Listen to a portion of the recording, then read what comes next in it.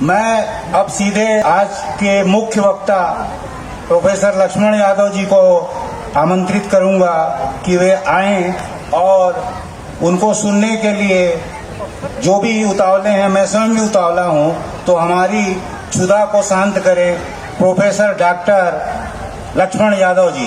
जोरदार तालियों से स्वागत करें लक्ष्मण यादव जी।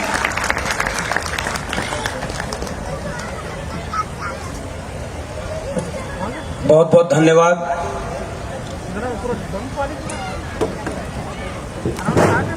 छत्तीसगढ़ भिलाई के इस सामूहिक बुद्ध जयंती समारोह में आए हुए सभी मंचासीन अतिथिगण,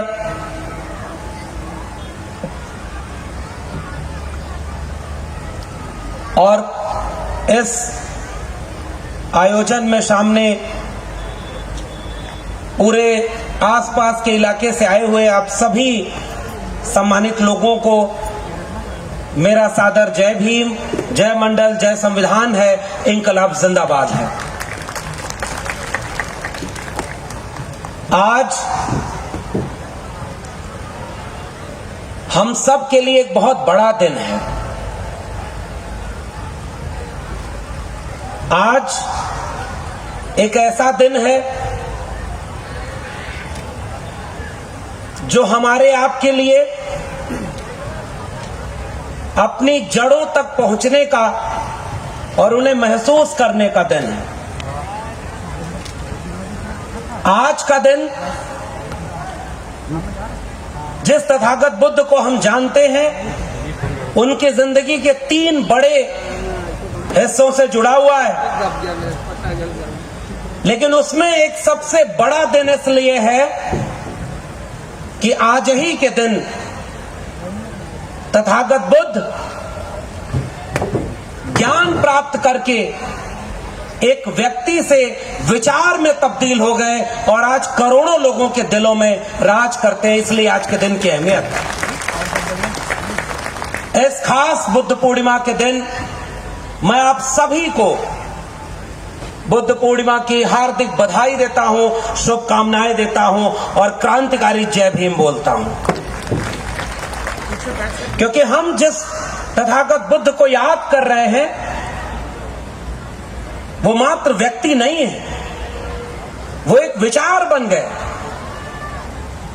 वो विचार जिसने इस दुनिया को वह दर्शन दिया, वह सबक दिया कि जब जब इंसानियत पर खतरा होगा, जब जब इंसान को इंसान से लड़ाया जाएगा, कभी जाति के नाम पर, कभी धर्म के नाम पर बंटवारा किया जाएगा, हिंसा का सहारा लिया जाएगा, हर उस दौर में जब जब हमें आपको ये महसूस होगा कि हमारी लड़ाई कहीं कमजोर तो नहीं पड़ती जा रही, हमारे वैचारिक पुरखों को कहीं मारा तो नहीं जा रहा, हर उस कठिन परिस्थिति में, हर उस मुश्किल हालात में एक रोशनी बन करके जो सबसे तेज मशाल हमारे सामने खड़ी होगी वो तथागत बुद्ध की होगी। वो हमें ऊर्जा और ताकत देगी। आज मैं छत्तीसगढ़ आया हूं।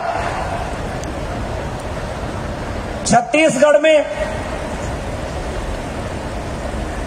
इसी पिछले साल बुलाया था राजन हुम्ने जी ने, सारंग हुम्ने जी ने सावित्रीबाई फूले जयंती समारोह और भीमा कोरेगांव को याद करते हुए। फिर आया सिरपुर महोत्सव जो अंतर्राष्ट्रीय बुद्धिस्ट महोत्सव के रूप में जाना जाता है, और आज आपके बीच में यहां आया हूं। मुझे बिल्कुल अंदाजा नहीं था कि जिन लोगों को कभी न मैंने देखा है न मैं जानता हूं, ऐसे लोग भी हमें जानते और पहचानते होंगे और इतना सम्मान देंगे। ये एक व्यक्ति का सम्मान नहीं है, ये क्योंकि दिल्ली यूनिवर्सिटी के प्रोफेसर तो हजारों हैं, बड़े बड़े पद के लोग तो हजारों हैं, मंत्री विधायक हैं, लेकिन आपने जो सम्मान दिया वो किसी व्यक्ति का सम्मान नहीं, उस विचारधारा का सम्मान है जिसे आप भी जीते हैं और मैं भी जीना चाहता हूं। इसलिए हमारा एक रिश्ता बन गया। हम सब एक दूसरे को केवल इसीलिए पहचानते हैं। चौरे साहब का जब फोन आया कि आपको आना है, तो मैं तो जानता ही नहीं था कौन लोग बुला रहे हैं। हमें नहीं पता कि कौन हमें आमंत्रित कर रहा है। वो सच में हमें आमंत्रित कर रहा है सम्मानित करने के लिए, व्याख्यान के लिए, या कोई साजिश भी हो सकती है। लेकिन जब हमने ये देखा कि उस आयोजन और उस समिति में तथागत बुद्ध और डॉक्टर अंबेडकर हैं, तो फिर क्या डरना, फिर आंख बंद करके हम आपके बीच में आए हैं और आपके सामने खड़े हैं। ये रिश्ता व्यक्तियों का नहीं, उस विचार का है जिस विचारधारा के सबसे बड़े नायक, सबसे पहली मशाल जलाने वाले तथागत बुद्ध रहे। उनका और हमारा रिश्ता है। वो रिश्ता क्या है? हम लोग जब स्कूल में पढ़ते थे तो केवल 2 किस्से। एक किस्सा ये कि बहुत बड़े राजकुमार थे, उनको पता ही नहीं जीवन क्या है, फिर एक बार बिना बताए, बिना सुरक्षा के चल दिए। तो 4 किस्म के लोग देखा उन्होंने। एक व्यक्ति जो बीमार था, एक व्यक्ति जो बुजुर्ग हो गया था, एक व्यक्ति जिसके मृत शरीर को लोग ले जा रहे थे अंतिम क्रिया के लिए, और एक व्यक्ति हंसता हुआ सन्यासी की तरह था। तो वो प्रश्न पूछते हैं कि ये क्या है? तो ये जीवन की दशाएं हैं। और फिर दूसरा किस्सा ये कि घर छोड़ करके ज्ञान प्राप्ति के लिए चले गए। हर व्यक्ति जो घर छोड़ दे वो तथागत बुद्ध नहीं बन जाता। ये बड़ी बात नहीं है घर छोड़ देना। अरे घर तो कोई छोड़ता है तो भारत का प्रधानमंत्री भी बन जाता है। और आप लोगों ने जब इतना मुझे बुलाने का साहस किया है, तो भले ही कितने बड़ी बड़ी पार्टियों के नेताजी लोग आए, आसपास लोग हो, हमें तो भाई नेताओं से डर नहीं है, न हम उनका चेहरा देखकर बोलते हैं। क्योंकि अगर इस मंच पर तथागत बुद्ध की बात की जाएगी तो उस बुद्ध की बात की जा रही है जिसके सबसे पहले सिद्धांत का नाम है सत्य, यानी सच बोलो, वह सच जो वक्त में बोला जाना चाहिए। हम तथागत बुद्ध की बात करेंगे, डॉक्टर अंबेडकर की बात करेंगे और चेहरा देख करके करेंगे, तो ये तो हमारे इन लोगों का अपमान है। इसलिए घर छोड़ देना बड़ी बात नहीं, लेकिन बड़ी बात आज के दिन के लिए क्या है? ज्ञान प्राप्त करना, और ज्ञान प्राप्त करके एक ऐसी दुनिया का ख्वाब देखना जिसमें मोहब्बत होगी, जिसमें सत्य के साथ अहिंसा होगी। और वो अहिंसा केवल मनुष्यों के लिए नहीं, पशु पक्षियों तक के लिए अहिंसा होगी, उन सब के लिए प्रेम होगा। बुद्ध का मतलब क्या है? मैं जब सोचता हूं तो ये बात वर्ष अक्सर आप भी सुनते होंगे, जैसे आजकल तमाम नेता लोग ऐसे हैं जो सारा काम डॉक्टर अंबेडकर के खिलाफ कर रहे हैं, फिर भी 14 अप्रैल को उनकी मूर्ति पर माला पहनाने के लिए जरूर चले जाते हैं। ये हो रहा है ना, ये इसलिए हो रहा है क्योंकि डॉक्टर अंबेडकर को तो आजादी के बाद इस देश में वैसे ही जमीन पर गाड़ने का काम किया गया था जैसे सिरपुर का वो बुद्धिस्ट स्थल अपने आप गड़ गया था। कोई उनका नाम लेने वाला न रह जाए, कोई उनकी बात करने वाला न रह जाए। क्योंकि खोजिएगा और पूछिएगा उन लोगों से, 1970-80 के पहले डॉक्टर अंबेडकर की लिखी हुई किताबों का समग्र प्रकाशन तक नहीं प्रकाशित हुआ। डॉक्टर अंबेडकर को भारत रत्न नहीं दिया गया, डॉक्टर अंबेडकर पर किसी विश्वविद्यालय में शोध नहीं किया गया, बच्चों को किस्से नहीं सुनाए गए।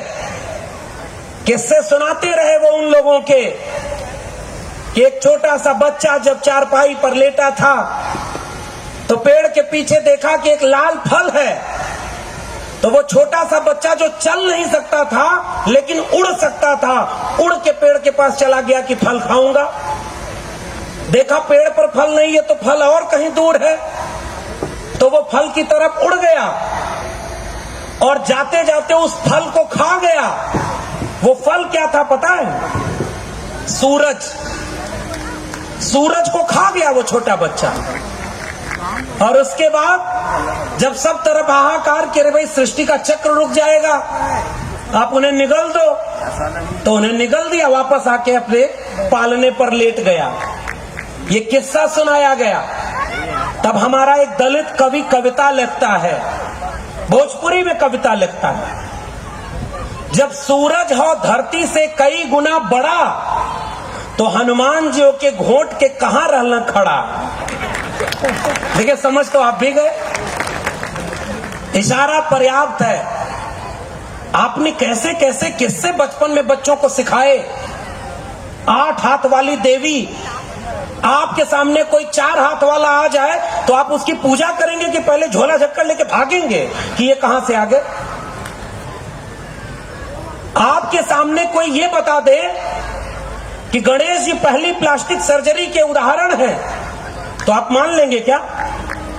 बनाया प्लास्टिक सर्जरी, उसी सिरपुर में जाके देखिएगा, पूरा जिस्म जो बना हुआ है बुद्ध, वो तथागत बुद्ध का, बुद्धिस्ट बोधिसत्व का है, और चेहरा काट करके ऊपर से सूंड वाला एक चेहरा लटका दिया गया। यह काम किया गया है आपके इतिहास के साथ। आपने किससे सुनाए बचपन में बच्चों को कि हमारे यहाँ दुनिया में इंसान एक तरह से पैदा होता है, हमारे यहाँ कोई मुख से पैदा होता है, कोई भुजाओं से पैदा होता है, कोई जंघे से पैदा हुआ।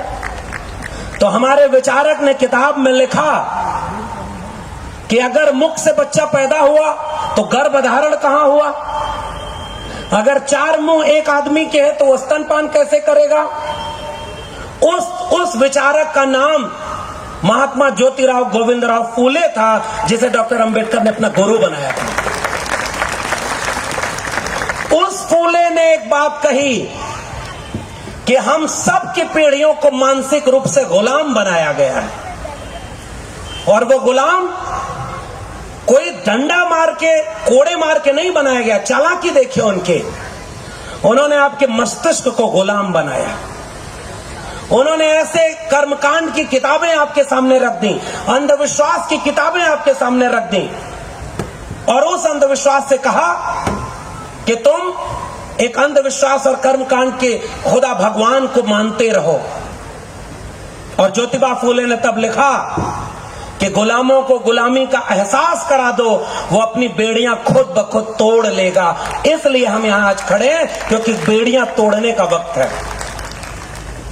तो डॉक्टर अंबेडकर के तीसरे गुरु, कोई सीधे दीक्षा नहीं लेती डॉक्टर अंबेडकर ने ज्योतिबा फूले से। डॉक्टर अंबेडकर ने माना कि वो मेरे वैचारिक गुरु हैं।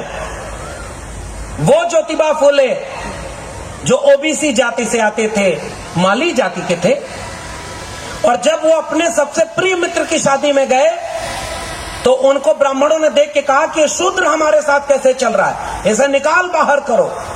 पिता के पास गए तो पिता ने नाराज होकर कहा कि गनीमत मनाओ, शुक्र मनाओ कि उन्होंने तुम्हें पीटा नहीं। हम शूद्र हैं, हम उनके बराबर में नहीं खड़े हो सकते। वो तक ज्योतिबा फूले जब उन्होंने इस गुलामी को पहचाना तो मंदिर बनाने के लिए आंदोलन या लड़ाई नहीं लड़ी, स्कूल खोलने के लिए लड़ाई लड़ी और इस दुनिया को शिक्षा की अहमियत बताने का काम किया था।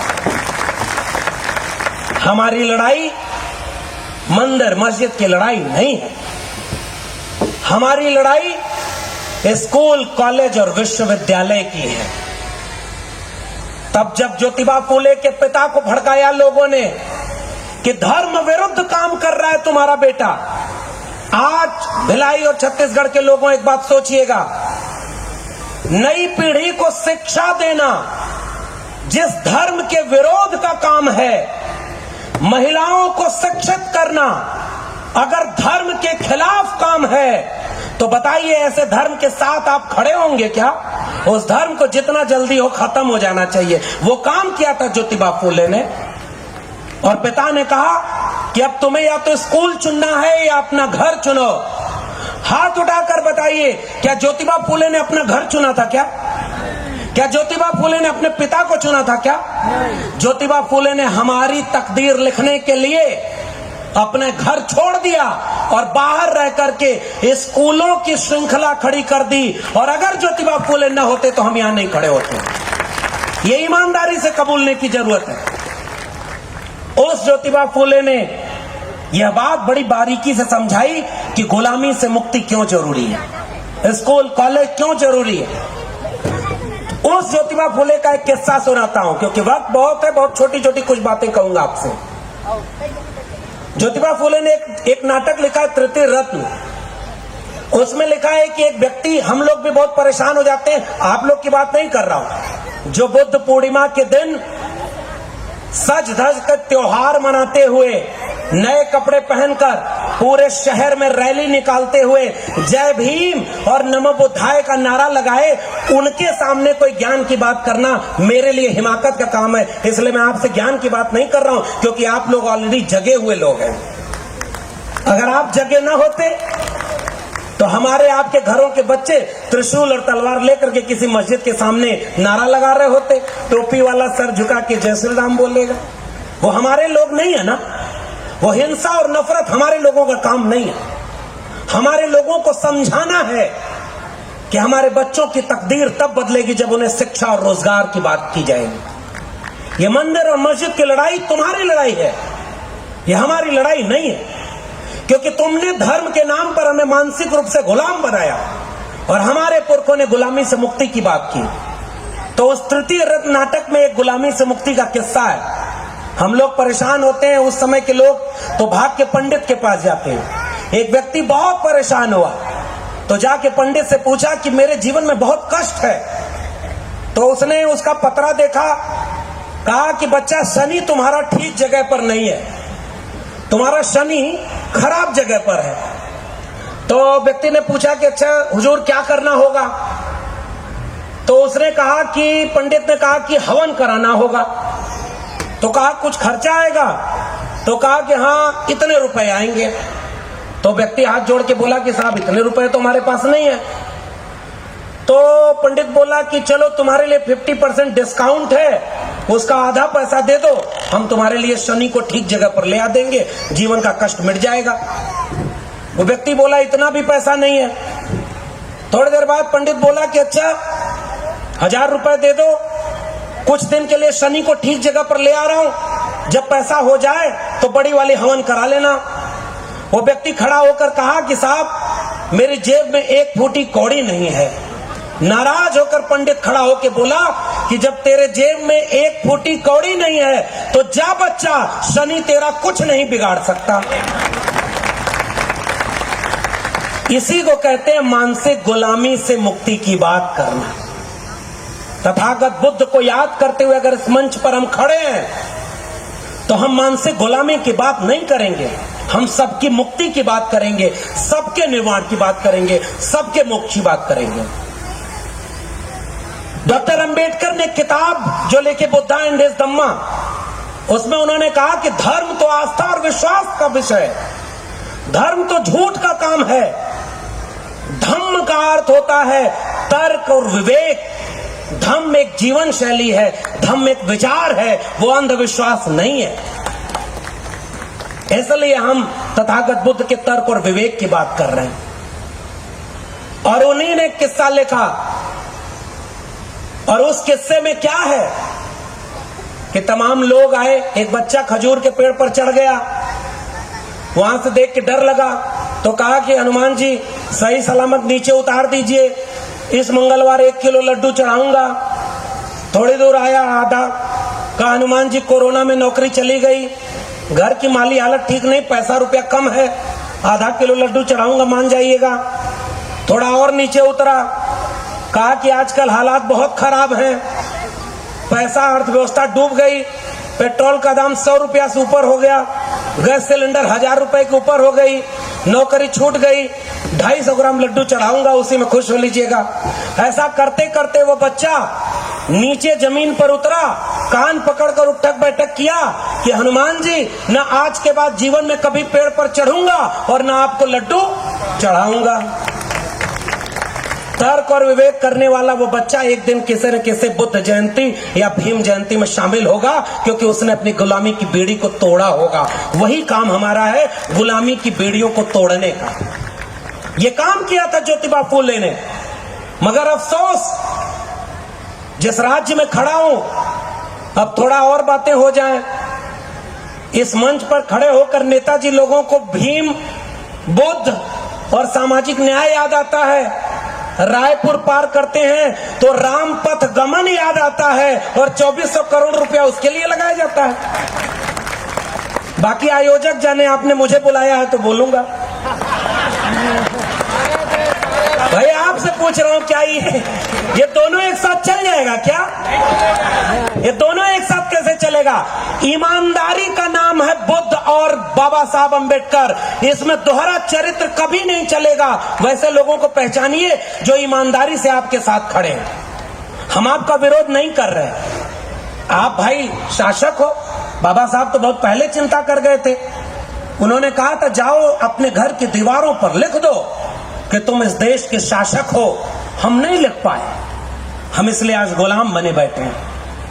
एक सिरपुर जो अंतर्राष्ट्रीय बौद्ध केंद्र था, हजारों साल पुराने पत्थर, आज भी वहां जाकर देखिए, वो आपको बोलते हुए सुनाई देंगे कि ये तुम्हारी विरासत है, आओ इसे बचाओ। मगर हम वहां जाने में नाकामयाब रहे, और जिनको आपने सत्ता सौंपी उन्होंने वहां हिंदुत्व का अड्डा बना दिया है और नए नए हिंदू धर्म के देवी देवताओं को आपके ऊपर बैठा दिया है। आप अपनी विरासत नहीं बचा पाएंगे तो आने वाली पीढ़ियों को क्या सौंप कर जाएंगे? ये सवाल आपसे पूछने आया हूं। हजारों साल पुराने पत्थर हैं, खुदाई नहीं हुई ढंग से, ऐसे ऐसे बौद्ध विहार हैं। मेरा नाम लक्ष्मण है, जिसमें मेरी कोई भूमिका नहीं, मैंने नहीं रखा भाई। हम तो ऐसे जगह पे हैं जहां देवी देवता का नाम रख करके हर घर वाला हिंदू बन के सोचता था जैसे राम थे वैसे राम निकलेगा। नाम पृथ्वीपाल सिंह और जमीन बिस्सा भर भी नहीं, तो नाम में कुछ नहीं। लेकिन जाइए वहां देखिए, लक्ष्मण गुप्त का मंदिर, राम और लक्ष्मण का मंदिर बना दिया गया।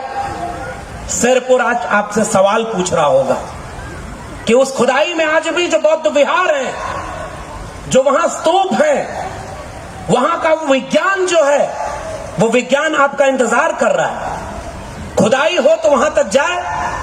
आजकल भी खुदाई हो रही है। किसकी? मस्जिद को खोदो तो नीचे मंदिर मिलेगा। राम मंदिर को खोदने गए थे, मैंने तो भाई इंटरनेट पर पढ़ा है। राम मंदिर को खोदने गए तो ज्यादा खोद दिए और नीचे बुद्ध की मूर्ति मिलने लगी।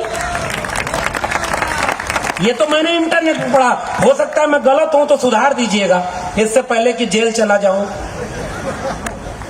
तो खुदाई हो रही है कि मस्जिद के नीचे मंदिर है। अभी आज का फैसला आया, ज्ञानवापी मस्जिद के नीचे शिवलिंग है।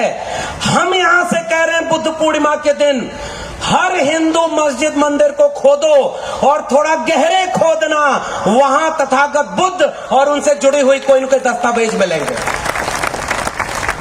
हजारों साल की विरासत है, खोदना है तो कायदे से ईमानदारी से खोदो।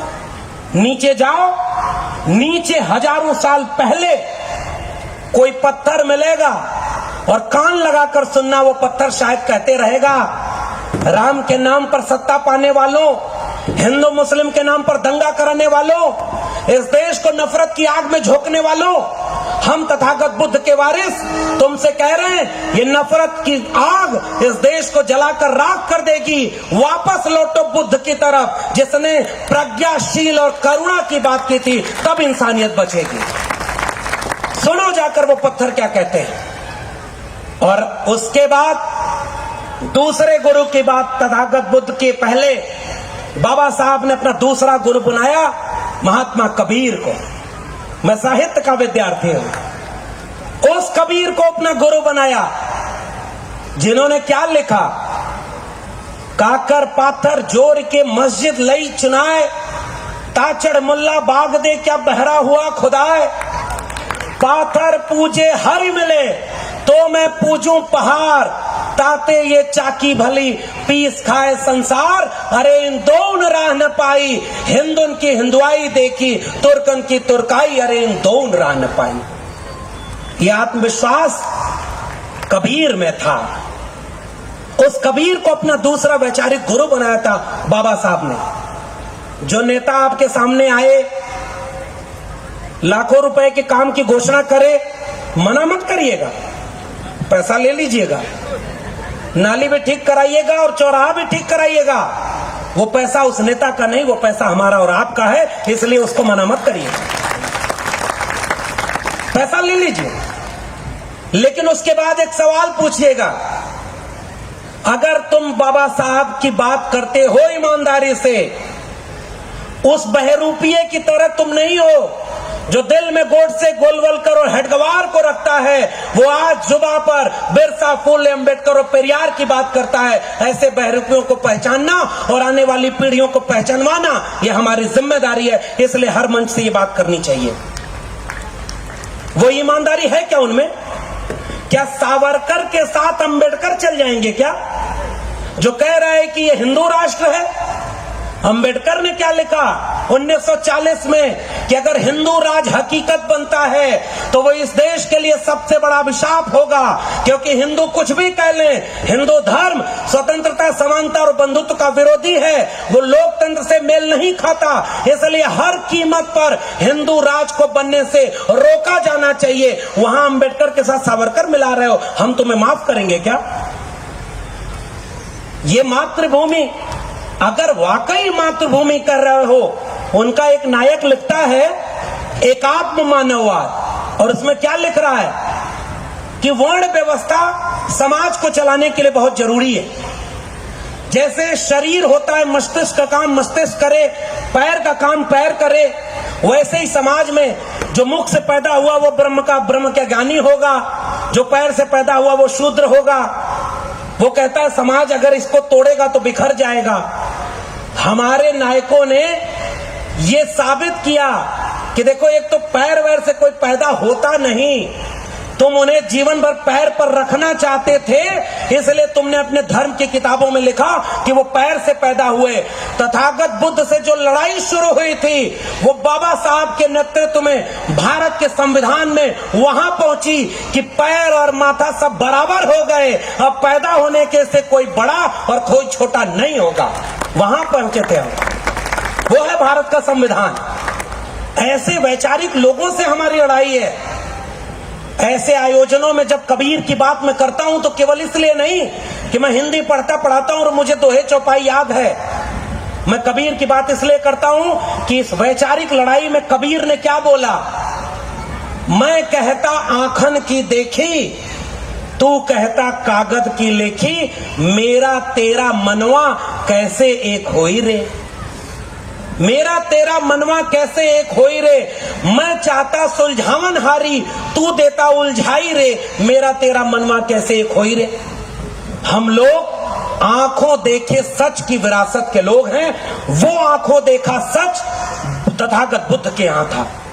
तथागत बुद्ध से लोगों ने पूछा कि आप ये बताइए कि हम लोगों को क्या ज्ञान देंगे, कि ज्ञान का मतलब क्या है। आप कोई किताब लिख दीजिए जिसमें ज्ञान क्या है, सच क्या है और वो मोक्ष क्या है। तथागत बुद्ध क्या बोले, किसी किताब में लिखा हो तो उसे सच मत मान लेना, किसी बड़े व्यक्ति ने कह दिया हो तो उसे सच मत मान लेना। सच तब मानना जब तुम्हें खुद वो सच लगे। अप दीपो भाव, उस विचार और दर्शन से जुड़े हम जिसका दर्शन दिया था तथागत बुद्ध ने। अपने दीपक स्वयं बनो, इसलिए हम विचार की बात कर रहे हैं। और उस विचार में कबीर ने क्या लिखा, कबीर ने लिखा, मोको कहां ढूंढे रे बंदे, मैं तो तेरे पास में। ना मैं मंदिर, ना मैं मस्जिद, ना काबे कैलाश में, ना मैं जप में, ना मैं तप में, ना मैं व्रत उपवास में। महात्मा कबीर जिन्होंने संत मूवमेंट चलाया, जिन्होंने रोशनी जलाई थी, मन चंगा तो कटौती में गंगा कहने वाले संत फकीर हमारे विरासत में हैं। जिन्होंने कहा कि अगर जल में नहाने से सब तर जाए तो मछली न तरी जेकर पानी में ही घर है। वो तो बात उन्होंने कह दी। मन न रंगाए रंगाए जोगी कपड़ा, और मूड़ मुड़ाए बार छिराए, दढ़िया बढ़ाए होगी जोगी होई गए न बकरा। मैं जोगी कह रहा हूं तो आप मत समझिएगा कि किसी प्रदेश के मुख्यमंत्री की बात कर रहा हूं, मैं तो कबीर की बात कर रहा हूं ना। माला तो कर में फिरे, जीभ फिरे मुख माय, और मनवा तो 34 फिरे, वह तो सुमरन नाय। वो बात है कबीर की कि हमारे लिए बुद्ध का मतलब क्या है। हम जिस मंच पर खड़े हैं, यहां से अगर तथागत बुद्ध को याद किया जा रहा है तो मुझे लगता है कि आज के नौजवानों की पीढ़ी को मैं संबोधित करते हुए एक बात पूछूंगा कि तथागत बुद्ध कैसी दुनिया बनाना चाहते थे। मैं जब पढ़ता हूं, सोचता हूं, समझने की कोशिश करता हूं तो मेरे लिए बुद्ध का मतलब क्या। बुद्ध का अर्थ है ज्ञान, बुद्ध का अर्थ है प्रज्ञा, बुद्ध का अर्थ है शील, बुद्ध का अर्थ है करुणा, बुद्ध का अर्थ है अहिंसा, बुद्ध का अर्थ है सत्य, बुद्ध का अर्थ है सम्यक दृष्टि, बुद्ध का अर्थ है सम्यक बोध, बुद्ध का अर्थ है अहिंसा के साथ प्रेम, बुद्ध का अर्थ है इस दुनिया भर के इंसान को एक बराबर करके मुक्ति की बात करना। मेरे लिए बुद्ध का अर्थ है एक विचार, एक दर्शन, एक जीवन शैली। इसलिए आज तथागत बुद्ध को याद करते हुए मुझे ये महसूस होता है कि मैं इंसानियत की जड़ में सबसे गहरे अपने एक टूटे हुए पत्ते की तरह, बिखरी हुई शाखाओं की तरह हम अपनी जड़ों को पहचानने और देखने की कोशिश कर रहे हैं। जब हम बुद्ध को याद करते हैं, हमारे पत्ते टूटते हैं, हमारी शाखाओं पर कुल्हाड़ियां चल रही हैं, और हमें मोहब्बत और प्रेम की बात करने वाली बुद्ध की नगरी में, शांति और करुणा की बात करने वाले बुद्ध के दर्शन में, सत्य व अहिंसा की बात करने वाले बुद्ध के इस अपनी जन्मभूमि कर्मभूमि में आज त्रिशूल और तलवार बांट करके हमारे बच्चों को दंगाई बनाया जा रहा है। ऐसे वक्त में अगर तथागत बुद्ध होते, मुझे लगता है आज अगर बुद्ध होते तो उनके हाथ में कोई हथियार नहीं था। उनकी जो भी प्रतीक देखेंगे, बोधिसत्व को देखेंगे, उनकी वारिसों को देखेंगे, उनके हाथ में कोई हथियार नहीं होता। उनके हाथ और उनके मस्तिष्क पर करुणा व प्रेम दिखते हैं। और वो अगर होते तो उनके सामने खड़े होते जो पूजा भी उन देवी देवताओं की करते हैं, जो कोई त्रिशूल लिए है, कोई तलवार लिए है, कोई गणासा लिए है, कोई फरसा लिए है। ये दो विचारधाराएं अलग अलग है ना। आप हिंसा की पूजा करते हो। मैं एक सवाल पूछता हूं कि तुम्हारे देवी देवता तलवार, त्रिशूल, गदा, फरसा किसके ऊपर चला रहे थे? ये मेरा सवाल है। तुम कहते हो कि बाबा साहब ने बौद्ध धर्म क्यों स्वीकार कर लिया, तो बाबा साहब एक सवाल पूछते थे, हिंदू पैदा हुआ हूं लेकिन मरूंगा नहीं हिंदू में, क्योंकि तुम्हारा धर्म असल में कोई धर्म ही नहीं है। ये तो नियमों का ऐसा पुलिंदा है, ग्रेडेड इनइक्वालिटी है, क्लोज्ड ग्रुप है, जिसमें पैदा होते ही तुमने तय कर दिया कि किसी की जाति बदल नहीं सकती, और तुमने जाति के नाम पर इस मुल्क की बहुत बड़ी आवाम को उसके मनुष्य होने के अधिकार से वंचित कर दिया। बताइए, दुनिया में कहीं ऐसा हुआ क्या कि किसी की जाति देख करके ये कह दिया जाए कि तुम्हारी छाया से हम अपवित्र हो जाएंगे? तुम अगर हमारे वेदों को पढ़ लोगे तो हमारे वेद अपवित्र हो जाएंगे। तुम उस कुएं से पानी पी लोगे तो वो कुआं पवित्र हो जाएगा। दुनिया के इतिहास में ऐसा कहीं नहीं हुआ जो इस देश में हुआ। तब उन्होंने कहा कि मैं तुम्हारा धर्म छोड़ दूंगा। ये सब जो हिंदू धर्म वाले ठेकेदार हैं, ये सब कहते हैं कि हमारे लोगों को कन्वर्ट कराया जा रहा है, अरे भाई ताकत है तुम्हारे में तो तुम भी करवा लेते, तुम नहीं करवा पाए। पता है क्यों? कन्वर्ट कराते तो किस जाति में रखते, ये सबसे बड़ी मुश्किल थी। शूद्र कन्वर्ट होता तो ब्राह्मण बनाते क्या? ब्राह्मण किसको बनाओगे? जो मुख से पैदा हुआ। अब मुख से पैदा होने का मतलब क्या? तुमने एक क्लोज्ड ग्रुप बना दिया। बाकी लोग धर्मांतरण इसलिए करा ले गए क्योंकि वहां धर्मांतरण करने, हालांकि ये हुआ नहीं। दुनिया भर को बराबरी का पाठ पढ़ाने वाला इस्लाम जब इन लोगों के साथ सोहबत में आया तो वो भी जातिवादी हो गया। वहां भी खान पठान शेख सैयद अलग हैं और पसमानदा जो लोग ओबीसी और दलित है वो वहां भी पहुंच गए। ये मुश्किल थे ना, इसलिए बाबा साहब ने बौद्ध धर्म को अपनाया था कि बौद्ध धर्म कोई धर्म नहीं है, वो धम्म है जिसमें सब बराबर होंगे, कोई बड़ा छोटा नहीं होगा, कोई किसी के ऊपर शासन नहीं करेगा। लेकिन बाबा साहब अपनी किताब बुद्धा एंड हिज धम्मा में लिखते भी हैं, जहां वो ये लिखते हैं कि धम्म को तर्क और विवेक की बात करता है, धम्म आस्था और अंधविश्वास की बात नहीं करता। तो एक सवाल वो कहते हैं कि जबरन धर्मांतरण मत कराना, किसी को जबरदस्ती या लालच दे करके बुद्धिस्ट में मत बनाना और मूर्ति पूजा मत करना। बाबा साहब खुद लिख के गए कि व्यक्ति पूजा, नायक पूजा बहुत खराब बात है। हम आप भी क्या किए, कुछ लोगों को नायक बना दिए। नायक को बहुत दिन तक जब वो जोर से जय भीम बोलता था तब तक तो आप साथ दिए, फिर जैसे ही उसको टिकट मिल गया वो उधर चला गया चुनाव लड़ने, अब आप क्या करेंगे? ये भी तो ईमानदारी की बात है। और आज के टिकट लेकर के चुनाव लड़ने वाले लोगों से पूछिएगा, मैं आखिरी बात करके जा रहा हूं कि इस मुल्क में आज इस मुल्क के सामने सबसे बड़ा खतरा क्या है? वो खतरा बाबा साहब के संविधान के ऊपर है। वो खतरा उस लड़ाई के ऊपर है जिस लड़ाई से लड़ करके हम यहां तक पहुंचे। आज कोई पाठ करा रहा है, कोई हवन करा रहा है, कोई पूजा करा रहा है। दुनिया में कंप्यूटर बना तो उससे वो सब ग्रह नक्षत्र को पढ़ने गए।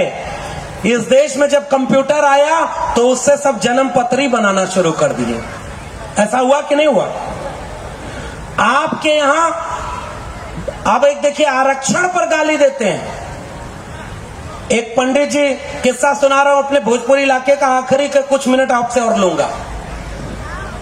हमारे यहां भोजपुरी का किस्सा है, भोजपुरी न समझ में आए तो बताइएगा।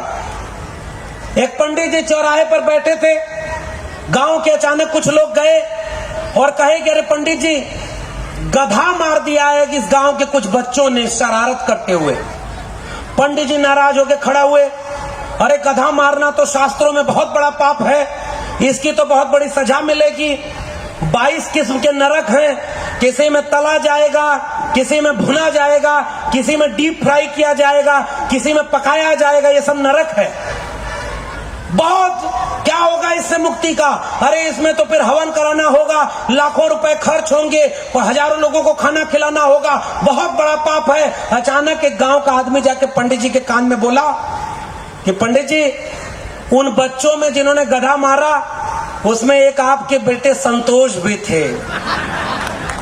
तुरंत पंडित जी नरम पड़ के बोले, 2-4 लइकन में एक संतोष और गधा के मरले में कौनो ना दोष। समझ गए आप लोग? बदल गया किस्सा, बदल गई कहानियां। जब उनके बच्चों को नौकरी नहीं मिली तो उन्होंने आरक्षण को गालियां दी, और हमारी पीढ़ी दर पीढ़ी जिन लोगों ने हाथ से श्रम करके इस दुनिया को रहने लायक बनाया, उन्होंने आधुनिक विश्वविद्यालयों में एडमिशन नहीं दिया, स्कूल में पढ़ने नहीं दिया। अपमान किसका हुआ है? आज कुछ बोलो तो उनकी धार्मिक भावना आहत हो जाती है, यूएपीए लगा देते हैं, जेल में डाल देते हैं। पता है ना कि धर्म के अपमान कर दिया। हमारे प्रोफेसर हनी बाबू दिल्ली विश्वविद्यालय के प्रोफेसर जेल में हैं, वो हमारे बहुजन विचारक थे। उन्होंने रोस्टर आंदोलन से लेकर के आरक्षण की लड़ाई लड़ी है और वो आज 2 साल से जेल में है। प्रोफेसर आनंद तेलतुंबड़े एक बहुत बड़े विचारक, दार्शनिक, और जाति पर बहुत शानदार काम करने वाले बाबा साहब की रिश्तेदारी से भी आते हैं, आज वो जेल में है। हम आप बड़े शान और शौकत से बुद्ध जयंती तो मना रहे, मगर याद रखिएगा हम आज यहाँ आजादी से इसलिए यहाँ पर जश्न मना रहे क्योंकि हमारी हिस्से की लड़ाई लड़ते हुए कुछ लोग मारे जा चुके हैं, कुछ जेल में हैं और कुछ सड़क पर हमारे हिस्से की लड़ाई लड़ रहे हैं। उनके साथ खड़े होइएगा पहचान कर। इस देश के नौजवानों को जेल में डाला गया है। गनीमत मनाइए कि आपके छत्तीसगढ़ में अभी बुलडोजर नहीं चल रहा है। आइए हमारे उत्तर प्रदेश में आप देखिए कैसे संविधान के ऊपर बुलडोजर चलता है, वहां पर यह खुलेआम हो रहा है। यह खतरा हमारे सामने है। साथियों, आपसे जाते जाते केवल यही अपील करने आया हूं। सदियों से पीढ़ी दर पीढ़ी जो लड़कर हमारे लोगों ने हासिल किया था वो हमारे आंखों के सामने छीना जा रहा है, छीन लिया गया है। आया था एक फकीर बनकर के, उसने चुनाव लड़ते समय बोला ना कि ओबीसी भी होंगे ना। यहां मैं जिस राज्य में हूं पता चल रहा है कि यहां 92 to 93% लोग दलित, पिछड़े और आदिवासी हैं। और राज कौन चला रहा है? जो मुख से पैदा हुआ, जो भुजाओं से पैदा हुआ। ये आपके राज्य में हो रहा है कि नहीं हो रहा है? यहां तो 3 से 4% वो लोग हैं, 4-5% वो हैं और राज उनका चल रहा है। इसलिए मैं आपसे पूछने आया हूं, हमारी हिस्सेदारी कहां गई? आरक्षण को गालियां देते हो। ओबीसी समाज के लोगों को मैं अपील करता हूं, भारत का संविधान न होता तो मंडल कमीशन न होता, और मंडल कमीशन न होता तो मैं और मेरे जैसे हजारों लोग वहां नहीं होते जहां वो पहुंच करके इस देश के सामंती और मनुवादियों से आंख में आंख डाल करके ललकार रहे हैं कि तुम संविधान विरोधी हो और हम तुम्हारे खिलाफ खड़े हैं। हम यहां खड़े हैं क्योंकि भारत का संविधान और मंडल कमीशन है। हम यहां खड़े हैं क्योंकि तथागत बुद्ध की विचारधारा हमारे साथ है। हम यहां खड़े हैं क्योंकि कबीर, रविदास, पलटू दादू भीका, गुरु नानक और बुल्ले शाह की विचारधारा, नारायण गुरु आयन कली की विचारधारा हमारे साथ है। लेकिन हमारे लोग कहां हैं? ओबीसी के लोग कहते हैं कि हम तो क्षत्रिय हैं। आप लोगों से भी कहते हैं, चिढ़ाइएगा मत उनको। क्षत्रिय हैं, अगर त्रिशूल तलवार पकड़ लिए तो हमारा आपका क्या होगा? इसलिए उन्हें प्रेम से समझाना है, उनसे सवाल पूछना है। चलो माना तुम शूद्र नहीं हो, तुम माना क्षत्रिय हो। यादव, कुर्मी, कोयरी जितनी जातियां हैं, मौर्य वंश तुम्हारा था, मगध वंश तुम्हारा था, है पाल वंश तुम्हारा था, गुर्जर प्रतिहार तुम थे, जाट वंश तुम्हारा था, भील राज तुम थे, गोंडवाना लैंड तुम्हारा था। अरे हमारे लोग, सच बात तो यह है कि हम लोग शासक लोग थे जिन्हें आज गुलाम बनाया गया है। हमें वापस गुलामों को गुलामी का एहसास करा के शासक बनाना है, तब तथागत बुद्ध की लड़ाई पूरी होगी। बराबरी की दुनिया बनानी। तो उनसे क्या पूछना है? केवल यही कि हम कहां हैं इस देश को चलाने में। अगर ओबीसी की आबादी मंडल कमीशन के हिसाब से 52% है और 2011 की जनगणना के अनुसार 17 से 18% दलित हैं, 7.5% से ज्यादा लगभग 8-9% आदिवासी हैं, तो ये सब मिलाकर 90%। अगर 90% लोग जिन्हें तुम हिंदू बनाते हो, सुनो हिंदू राष्ट्र वालों, अगर हम हिंदू, दलित हिंदू, पिछड़ा हिंदू, तो बताओ राजस्थान में जितेंद्र मेघवाल की हत्या मूंछ रखने पर क्यों हुई? अगर वो भी हिंदू था तो बताओ कि हाथरस में उस दलित बेटी को, उसकी लाश को पेट्रोल जलाकर क्यों जला दिया गया? बताओ अगर हम सब हिंदू थे तो रोहित वेमुला, पायल तड़वी की सांस्थानिक हत्या क्यों हुई? हिंदू तब बनाते हो जब मुसलमान के खिलाफ दंगा कराना होता है। अगर हम हिंदू थे तो हमें मंदिर में जाने से किसने रोका? अगर हम हिंदू थे तो दलित को घोड़ी पर चढ़ने से कौन मारता है? मुसलमान मारता है क्या? आज तुम कहते हो कि हिंदुओं जागो।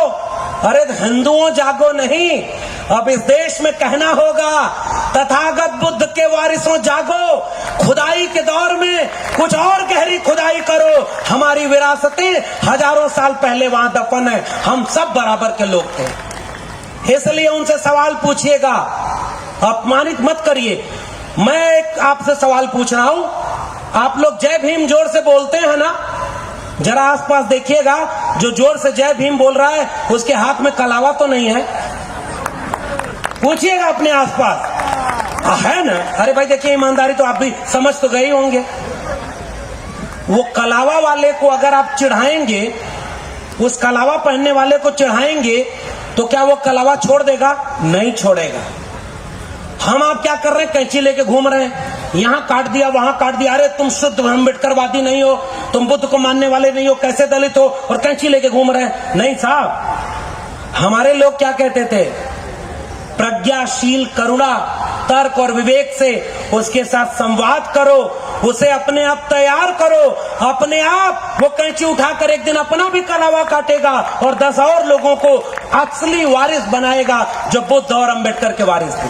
हम आप क्या करते हैं? उसका मजाक बनाते हैं। मजाक नहीं बनाइएगा।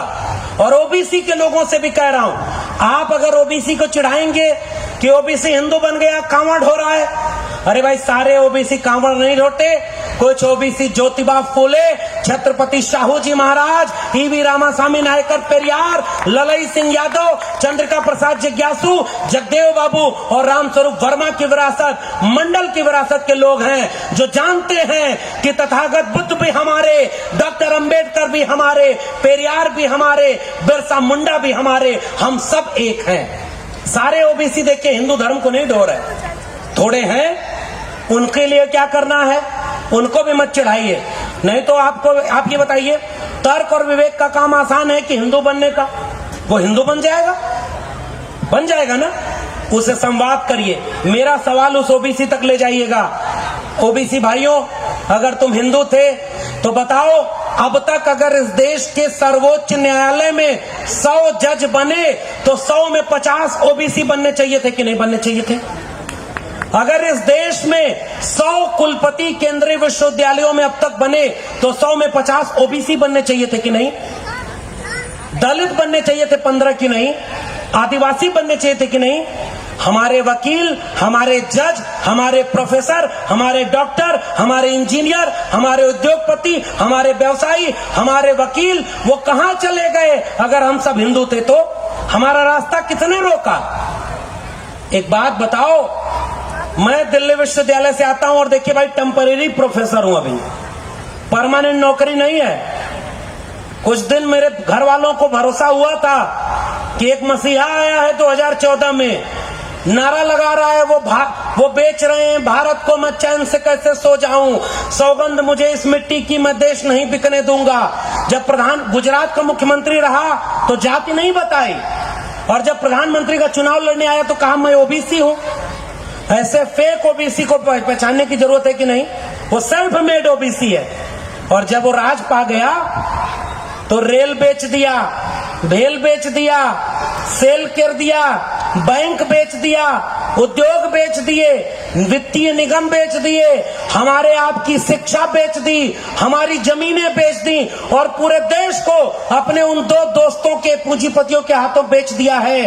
भारत का संविधान अब कहीं बचा नहीं है, ईमानदारी की बात यह है। लेकिन उस पर कोई नाराजगी क्या करेंगे? उसने तो पहले ही कहा था, मेरा क्या है जी, मैं तो फकीर आदमी हूं, झोला लेके चल दूंगा किसी दिन, हमारा आपका क्या होगा?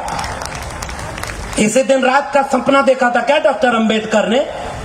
Doctor Ambedkar Bombay legislative assembly में बोलते हुए कहे, इस देश में जो पूंजी है वो इस देश के 90% दलितों, पिछड़ों, आदिवासियों की है। वो पूंजी किस पर खर्च होनी चाहिए? शिक्षा पर। और आज नई शिक्षा नीति के नाम पर शिक्षा बेच दी। लाखों लाख रुपए अगर आपकी जेब में नहीं है तो आपके बच्चों को शिक्षा नहीं मिलेगी, और शिक्षा मिलेगी भी तो क्या? यो सिलेबस बदल दिया। सिलेबस बदल दिया तो क्या कहेंगे कि महाराणा प्रताप ने युद्ध जीत लिया था। वो क्या कहेंगे कि महाभारत काल में इंटरनेट चल रहा था। आज का इंटरनेट तो ढंग से दे नहीं पाते और वो सब महाभारत काल में इंटरनेट चलाते हैं। बताइए रे भाई। वो कहते हैं कि हम विज्ञान के लोग थे, हमारे यहाँ जीरो की खोज हुई। मैं नागपुर में बोलते हुए एक सवाल पूछा था, हम भी मानते हैं कि हमारे यहाँ जीरो की खोज हुई, लेकिन उस जीरो से आगे क्यों नहीं बढ़ पाए? आज जितना कपड़ा पहनते हो, जितना उद्योग चलाते हो, जितना मोबाइल हाथ में लिए हो, जितना भी सामान इस्तेमाल करते हो, इसमें एक भी तुम्हारे देश की कंपनियों का नहीं है। भारत आजाद हुआ तो भारत के लोगों की आबादी थी 30 करोड़ और भारत में देवी देवता थे 33 करोड़। 3 करोड़ देवता जनसंख्या से ज्यादा थे, फिर भी वो गुलाम बने बैठे थे। ये सवाल है कि नहीं? जितना इंसान नहीं उतना देवता, और फिर भी आप गुलाम थे। कह रहे हो कि मुगलों ने गुलाम कर दिया, मुगलों से बदला लेना है, अंग्रेजों ने गुलाम कर दिया, अंग्रेजों से बदला लेना है। बुद्ध जयंती के दिन क्या हम लोग एक बात नहीं कह सकते कि बुद्धिज्म के खिलाफ जिस ब्राह्मणवाद और मनुवाद ने हमला किया था, हमें भी तो उससे बदला लेना चाहिए? मगर वो बदला त्रिशूल तलवार का नहीं होगा। वो बदला किसका होगा? प्रज्ञा, ज्ञान, करुणा का होगा, सत्य अहिंसा का होगा, वह तर्क और विवेक का होगा जो तथागत बुद्ध का दर्शन था। इसलिए इन लोगों के सामने चुनौती हमारी, देखिए आखिरी बात, सब कुछ बिक गया है, मैं कड़वी बात कह रहा हूं। हम उस दौर में तो हैं कि पूरे शहर में हम तथागत बुद्ध और बाबा साहब को याद करते हुए घूम ले रहे हैं। हम यहां खड़े होकर के ललकार के बोल रहे हैं कि भारत के संविधान के खिलाफ जो कोई भी है, हम उनके खिलाफ खड़े हैं, क्योंकि भारत का संविधान है इसलिए हम बोल रहे हैं। मगर सच बात यह है कि केवल अब यह संविधान दिखावे का बचा है। ये कड़वी बात है। जब सारी सरकारी नौकरी बिक गई, जब सरकारी शिक्षा, नई शिक्षा नीति 2020 में बिक गई, तो आरक्षण कहां लेंगे आप? आरक्षण तो खत्म हो गया। कल तक आरक्षण को गाली देते रहे। एक आदमी पंडित जी गए प्रवचन करने, तो एक शूद्र के यहां गए, वो बोला हमारा बेटा बड़ा नालायक हो गया, क्या करें? कहा इसका शनि नहीं ठीक, इसका राहु नहीं ठीक, इसका केतु नहीं ठीक, हवन कराओ, पूजा कराओ, तब इसे नौकरी मिलेगी। बेटा साथ गया था पंडित जी का, बेटा घर लौटा, पंडित से पूछा कि पिताजी हमारा भी ग्रह देख लीजिए, हमें नौकरी क्यों नहीं मिल रही? तो पंडित ने पलट के पूछा कि तुम्हारा ग्रह ठीक है, आरक्षण है इसलिए तुमको नौकरी नहीं मिल रही। ये धोखा हुआ कि नहीं आपके साथ? आरक्षण को अपमानित किया कि नहीं? मंदिरों में बैठकर हजारों साल से जिन्होंने आरक्षण भोगा, आज वो आरक्षण को गाली दे रहे हैं। मगर एक बात कह के जा रहा हूं, गाली देते हुए भी 10% सुदामा आरक्षण ईडब्ल्यूएस उन्होंने अपना ले लिया है, हमारे आपका हक छीन करके। आरक्षण कोई गरीबी उन्मूलन कार्यक्रम था क्या? लेकिन 10% आरक्षण दे दिया, जिनकी आबादी 15% भी नहीं।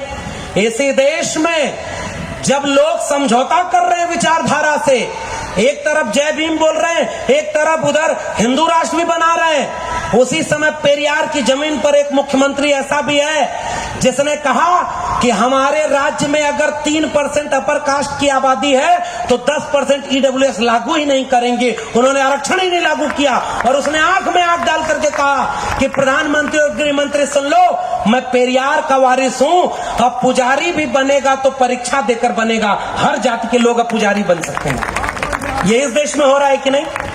आओ उत्तर भारत के लोगों, मध्य भारत के लोगों, एक मुट्ठी बांधते हैं। वक्त कितना भी बुरा हो, इतना बुरा नहीं हो सकता कि उससे बुरा नहीं हो सके। हमारे लिए वक्त इतना बुरा नहीं है। अब तो वैक्सीन लगा दिया, थैंक यू का पोस्टर लग रहा है ना प्रधानमंत्री के नाम।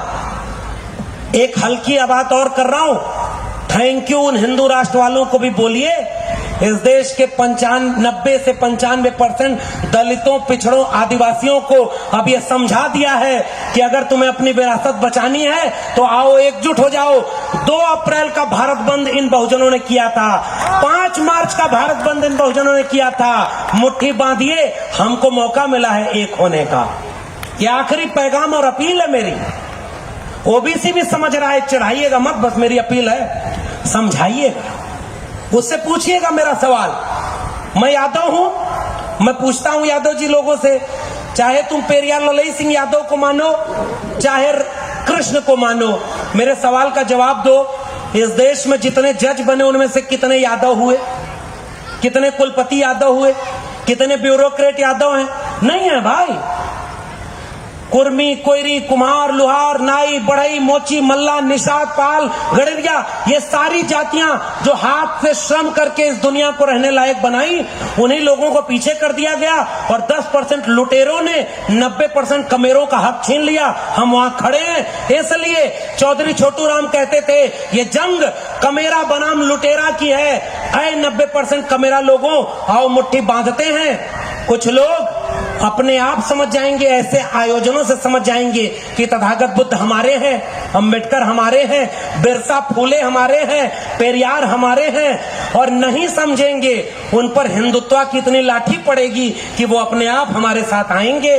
5 साल 10 साल और देखिएगा, बहुत जल्दी 90% लोग जिस दिन एकजुट हो जाए वो सवाल पूछेंगे कि हमारे बच्चों की शिक्षा बेची क्यों तुमने। ये सवाल है। आखिरी बात, शिक्षा बिक गई है। ये हिंदू राष्ट्र बनाने वाले हिंदू युवा वाहिनी, बजरंग दल, विश्व हिंदू परिषद, ये हिंदू वो हिंदू सारा संगठन बनाए हैं। आपके भी घर में आते होंगे कि अरे हिंदू खतरे में हो, आओ धर्म बचाने चलना है। उनसे पलटकर पूछिए कि मेरे बच्चे की शिक्षा बर्बाद हो रही थी, तब तुम क्यों नहीं आए? मेरे बच्चों की नौकरी खत्म हो गई, तब तुम क्यों नहीं आए? भिलाई का स्टील प्लांट भी बहुत जल्दी बिक जाएगा, उसे बचाने क्यों नहीं आए? रोजगार खत्म हो गया, तब बचाने क्यों नहीं आए? भारत का संविधान इस देश में बुलडोजर के नीचे जमोदीज हो रहा है, तब तुम बचाने क्यों नहीं आए? जब हम अपना हक मांगते हैं तो हमें हिंदू बनाते हो। यह आखिरी पैगाम है, क्योंकि लेटरल एंट्री पीछे से आ रही है। लेटरल एंट्री समझते हैं? लेटरल का हिंदी में अनुवाद होता है। ये सब हिंदू राष्ट्र बना रहे हैं और हिंदी शब्द ही नहीं मिलता। रेलगाड़ी एक शब्द है ना, रेल अंग्रेजी का शब्द है, गाड़ी फारसी का शब्द है, दोनों मिला के हिंदी का शब्द बना करके ये हिंदू राष्ट्र बना रहे हैं नमूने सब। आपके पास अपना शब्द ही नहीं है, हिंदू शब्द अपना नहीं है। अरे शब्दों का भंडार देखना है तो चलो पाली और प्राकृत में देखें, जिसकी लिपियां तुम आज तक पढ़ नहीं पाए। और तुम कहते हो कि हिंदू खतरे में है, हम कहते हैं तथागत बुद्ध का दर्शन खतरे में है, तथागत बुद्ध का विचार खतरे में है। लेटरल एंट्री से आईएएस बना दिया 340। पूछो इन हिंदू राष्ट्र बनाने वालों से, दलित, पिछड़े, आदिवासी कितने लोगों को तुमने ज्वाइंट सेक्रेटरी बनाया है? और अपने राज्य वालों से, नेताओं से भी पूछिएगा, राम पथ गमन, कौशल्या मंदिर बना लिए, कोई बात नहीं।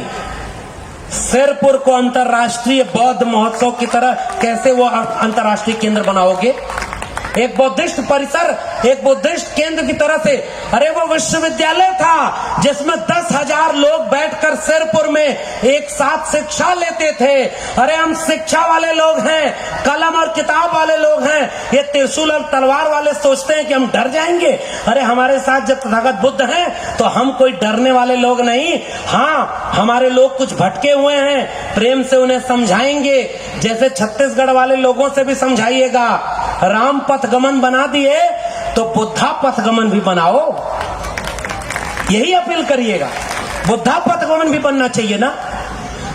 बाबा साहब की तस्वीरों और बाबा साहब की मूर्तियों को बनाने वाले और पूजने वाले लोगों को भी मैं एक बात कह रहा हूं। बाबा साहब ने कहा था, मुझे मूर्तियों और तस्वीरों में मत खोजना, मैं किताबों में मिलूंगा, मैं विचारों में मिलूंगा, सड़क की लड़ाई पर मिलूंगा। बाबा साहब की मूर्ति वो भी बना रहे हैं जो बाबा साहब के सपनों का भारत नहीं बनाना चाहते। इसलिए आइए, इस मुल्क के 90% लोगों, कमेरा लोगों, श्रमजीवी लोगों, हम सब एक होकर के भारत का संविधान बचाने के लिए, इस देश को हिंदू राष्ट्र बनाने से रोकने के लिए, एक हाथ में भारत का संविधान और दूसरे हाथ में मंडल कमीशन लेकर के, एक हाथ में तथागत बुद्ध, दूसरे में कबीर को लेकर के, एक हाथ में ज्योतिबा फूले, साहू जी महाराज, दूसरे हाथ में भगत सिंह, डॉक्टर अंबेडकर, डॉक्टर लोहिया को लेकर के इस देश की सड़कों पर चलें। जो सड़कें भी हमारे पुरखों ने बनाई, ये इमारत भी हमारे पुरखों ने बनाई, इस मुल्क को रहने लायक बनाया। और आज 1% लूटेरे लोगों ने हमारे 70%, 80% लोगों की पूंजी लूट ली। ओबीसी लोगों, ये नारा याद रखना, हर जगह ये नारा बोलता हूं, पुनर्जन्म और भाग्यवाद, इनसे निकला ब्राह्मणवाद। ब्राह्मणवाद की क्या पहचान? गिट पिट बोले करे न काम, मानववाद की क्या पहचान, ब्राह्मण भंगी एक समान। जिसमें समता की चाह नहीं वह बढ़िया इंसान नहीं, समता बिना समाज नहीं, बिन समाज जनराज नहीं। जो जमीन को जोते बोए वो जमीन का मालिक होए, राष्ट्रपति हो या भंगी की संतान, सबको शिक्षा एक समान। हमारी लड़ाई किस बात की है? दो बातें हैं मोटी मोटी, हमें चाहिए इज्जत रोटी, मिटे गरीबी और अमीरी, मिटे चाकरी और मजबूरी। सबको शिक्षा दे न सके जो, वो सरकार निकम्मी है। जो सरकार निकम्मी है वो सरकार। हमारी लड़ाई शिक्षा और रोजगार की लड़ाई है। त्रिशूल और तलवार के 100 में 90 शोषित हैं। आखिरी नारा डॉक्टर लोहिया ने कहा था पिछड़ों के लिए कि पिछड़ा पावे 100 में 60, संसो पाने बांधी गांठ। उस नारे को आगे बढ़ाया हमारे पुरखों ने कि 100 में 90 शोषित हैं। शोषितों ने ललकारा है, धन धरती और राजपाट में 90 भाग हमारा है। 10 का शासन 90 पर नहीं चलेगा, नहीं चलेगा। लेकिन वो शासन क्यों चल रहा है? क्योंकि हम बिखरे हुए हैं। हम एकजुट हों, थोड़ा दिल बड़ा करिए, हमारी नाक बड़ी हो गई है। ये शिकायत है मेरी हर उस सामाजिक न्याय के मंच से। हम आपस में लड़ते हैं, आप खोज कर देखिएगा डॉक्टर अंबेडकर के नाम पर जितने संगठन डॉक्टर अंबेडकर ने बनाया था उसके कितने टुकड़े हुए। बुद्धिस्ट सोसाइटी ऑफ इंडिया के कितने टुकड़े हुए, रिपब्लिक पार्टी ऑफ इंडिया के कितने टुकड़े हुए। हम जितने लोग नहीं उतने संगठन बन गए और हम आपस में एक दूसरे से लड़ते हैं। ये सच बात है कि नहीं है? क्योंकि हमारी नाक लंबी हो गई, दिल छोटा हो गया। हम आने वाली पीढ़ियों को साफ जवाब नहीं दे पाएंगे कि ललकार के भाषण तो दे गए तुम भी भिलाई में। मुझसे पूछेंगे लोग कि तुम दिल्ली विश्वविद्यालय में पढ़ाते थे, तुम्हें सम्मानित किया लोगों ने बुलाकर, तुम ललकार के भाषण दे गए, फिर भी ये देश बचा क्यों नहीं? मैं क्या जवाब दूंगा? मैं अपने से जवाब देने के लिए आपसे गुजारिश करने आया हूं। हमें भाषा बदलनी होगी, प्रेम की भाषा बोलनी होगी। उस भाषा में बात करिए जिसमें लोग समझें। और महिलाएं यहां पर बैठी हैं, तथागत बुद्ध की बात हो या डॉक्टर अंबेडकर की बात हो, मैं उस मंच को कभी भी पूरा नहीं मानता जिसमें सारे पुरुष बैठे हुए और एक भी महिला न बैठी हो। मैं भी शर्मिंदा हूं इस मंच पर। अगली बार ध्यान रखिएगा, महिलाएं इसलिए क्रांति के आगे कर सकती हैं। 2 बात, वक्त ज्यादा ले रहा हूं, बस खत्म कर रहा हूं। जितना दंगा हो रहा है त्रिशूल और तलवार वाला, उसमें महिलाएं जा रही हैं दंगा करने क्या? ये सारा दंगा तो पुरुष करते हैं। दूसरा सवाल, पुरुषों की क्रांति घर की दहलीज पर आकर रुक जाती है, दम तोड़ देती है। मगर एक महिला जिस दिन तथागत बुद्ध की बात करते हुए, बाबा साहब की बात करते हुए, फूले पेरियार की बात करते हुए, बिरसा मुंडा, जयपाल सिंह मुंडा की बात करते हुए दूसरे घर में जाएगी, चूल्हे पर बैठकर दूसरी महिला से बात करेगी कि बहन वो जो भिलाई में है बुद्ध परिसर है ना, वहां बड़ी ज्ञान की बात हुई थी कि महिलाओं की आभूषण तो बेड़ियां हैं, हम लोग तो पितृसत्ता में फंस गए, हमारा हक पुरुषों ने मार लिया, हमें पितृसत्ता के खिलाफ लड़ना है, हमें मनुवाद के खिलाफ लड़ना है, चलो बहन क्रांति करें। तो महिला दूसरे महिला को जिस दिन लेकर आपके आयोजन में आएगी उस दिन क्रांति होगी। पुरुषों से कोई क्रांति नहीं होने वाली। हमने महिलाओं को पीछे कर दिया और केवल उपदेश देते हैं। बाहर जय भीम बोलेंगे और घर में पंडित जी बैठ करके कथा भागवत भी कर रहे हैं। क्यों? क्योंकि पत्नी नहीं मानती। मैं भी अपने घर में लड़ रहा हूं, मैं भी अपने घर में लड़ रहा हूं। बाहर मैं इतना बोलता हूं और घर पे जाके कहा कि बहन की शादी में कोई पंडा पुरोहित नहीं आएगा। उस दिन से भूचाल आया हुआ है कि अब तक तो सही बोलता था, अब तो लगता है कि ये पहली लड़ाई अपने आप से और अपने घर में लड़िए। ईमानदारी का नाम है तथागत बुद्ध, धोखेबाजी का नाम नहीं है। हम सब नाकाम और निकम्मे लोग हैं साहब, इसलिए हम कमजोर हैं। हम सब बेहद कमजोर हैं। याद करिए भगत सिंह को, जो 23 साल की उम्र में फांसी पर चढ़ गया, उसे याद करते हुए तथागत बुद्ध ने, उनको मानने वाले बाबा साहब ने मूक नायक में समता में, और पेरियार ने कुटी अर्थों में संपादकीय लिखा था कि वो नायक था जो नास्तिक था, उसका नाम था भगत सिंह। वो हमारा नायक था। भगत सिंह कहते थे कि मैं जिंदा रहता तो अंबेडकर के साथ काम करता। वो एक एका बन रही थी ना। लोहिया कहते थे कि अंबेडकर के साथ काम करेंगे, अंबेडकर कहते थे कि पेरियार के साथ काम करेंगे। ये विडंबना ये हुई कि सन 56 में बाबा साहब चले गए, वरना ये देश ये मुल्क ऐसा नहीं होता। मगर आया बाबा साहब का एक वारिस जिसने बाबा साहब को पूरे उत्तर भारत में खड़ा किया, उसका नाम था मान्यवर कांशीराम। उन्होंने फिर से अंबेडकर को खड़ा किया। चूक तो लेकिन वहां भी हुई ना, वहां भी गलती हुई ना। गलतियों से सीखने का वक्त है भाइयों बहनों। आइए ओबीसी ने जो गलती की उसको माफ करते हैं। हमारा दलित भाई जो संघ की शाखा में जा रहा है उसको चिढ़ाएंगे कि अरे हिंदू हो गया, संघी हो गया, 2-4 को और लेके जाएगा। चिढ़ाइए मत, बैठा के बात करिए। वो राष्ट्रीय स्वयंसेवक संघ नफरत का अड्डा है। आओ बुद्धम शरणम गच्छामि, धम्मम शरणम गच्छामि, संघम शरणम गच्छामि। ये मोहब्बत का जगह है, यहाँ सब मिल करके रहेंगे। प्रेम से उसको समझाना होगा। प्रेम की भाषा से ही नफरतों को हराया जा सकता है।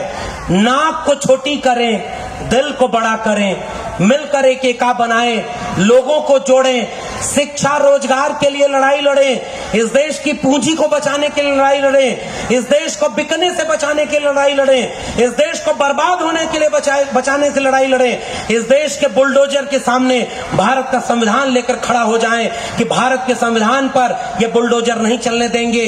तभी आने वाली पीढ़ियां जब हमसे पूछेंगी कि 2022 में पूरा संविधान तार तार किया जा रहा था, तुम क्या कर रहे थे, मैं सीना तान के कहूंगा छत्तीसगढ़ के भिलाई में कुछ लोग तथागत बुद्ध को याद करते हुए भारत का भविष्य बचाने की लड़ाई लड़ रहे थे। मैं भी उन लड़ाई में शामिल था। आपने मुझे आमंत्रित किया, बहुत बहुत धन्यवाद। जय भीम, जय मंडल, संविधान जिंदाबाद, उल गुलान जिंदाबाद, इंकलाब जिंदाबाद।